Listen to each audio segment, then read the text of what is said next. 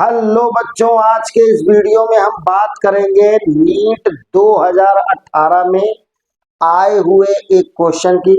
आइए समझ लेते हैं क्वेश्चन क्या कह रहा है।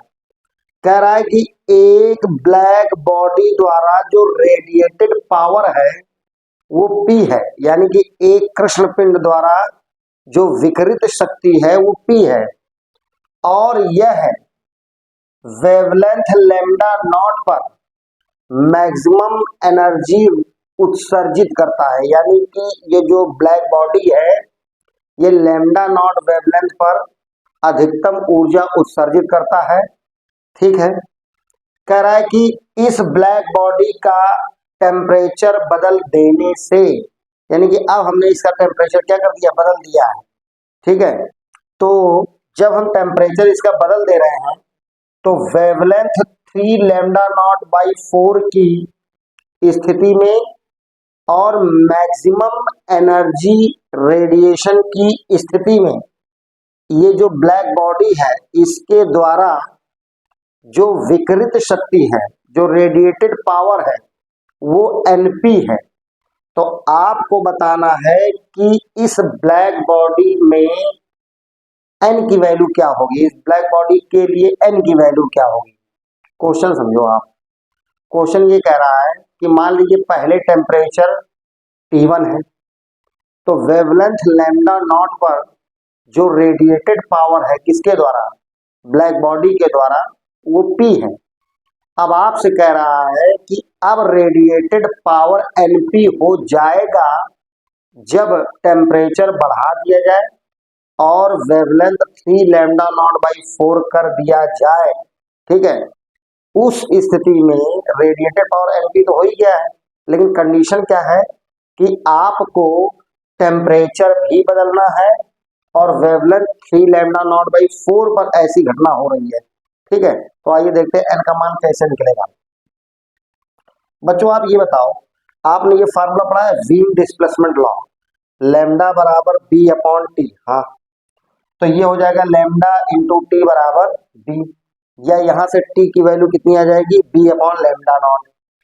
अब देखिए पहली कंडीशन क्या कह रहा है। पहली कंडीशन में ये है कि हमने ये जो फार्मूला नहीं है टी बराबर बी अपॉन लैम्डा नॉट, तो इसमें हमने टी की जगह T1 रख दिया, बी ऐसे रख दिया और वेवलेंथ लैम्डा नॉट है, क्योंकि पहले कंडीशन कह रहा है कि लैम्डा नॉट वेवलेंथ जब है तब रेडिएटेड पावर जो है वो P है।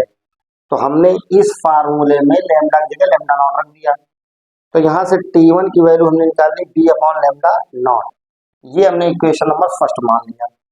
सेकंड कंडीशन में क्या है, यही फार्मूला दोबारा देखिए, T equal B upon lambda naught.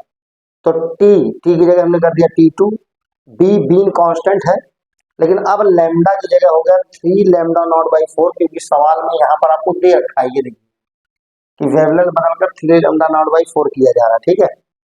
तो यहाँ से T2 की वैल्यू कितनी आ जाएगी, 4b अपॉन 3 लैम्डा नॉट। ठीक है भाई, ये बात समझ आ रही है। चूंकि यहाँ पर रेडिएटेड पावर की बात हो रही है, विकिरित शक्ति की बात हो रही है, तो आपने रेडिएटेड पावर का फार्मूला पढ़ा होगा, P directly proportional to T की पावर 4। तो बच्चों क्या हम यहाँ से एक रिलेशन बना सकते हैं, P1 upon P2 equal T1 upon T2 की होल पावर 4। अब एक काम करिए, P1 पहले पावर कितनी थी, पहले पावर P थी, तो हमने P1 की जगह P रख दिया। फिर P2 बाद में पावर कितनी हो गई, Np हो गई, तो हमने P2 वैल्यू Np रख दिया।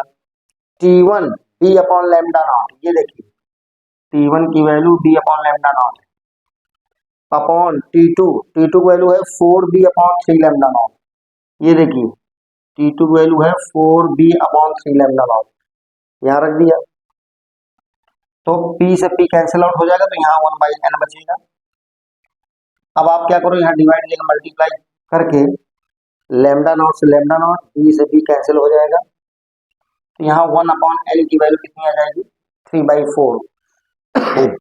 तो 3/4 आप यहाँ पर रखोगे और पावर 4 कर दोगे, तो 3 की पावर 4 की वैल्यू होगी 81 और 4 की पावर 4 की वैल्यू होगी 256। क्रॉस मल्टीप्लाई कर देंगे तो ये क्या आ जाएगा, 81 n इक्वल 256, तो n की वैल्यू आ जाएगी 256/81। ढूंढो जरा इसमें कौन सा ऑप्शन सही है। इसमें ऑप्शन नंबर फर्स्ट सही है। ठीक है बच्चों, तो मिलते हैं फिर इसी तरह के एक और अच्छे क्वेश्चन के साथ जो कि नीट में आया हुआ होगा। तब तक के लिए ऑल द बेस्ट।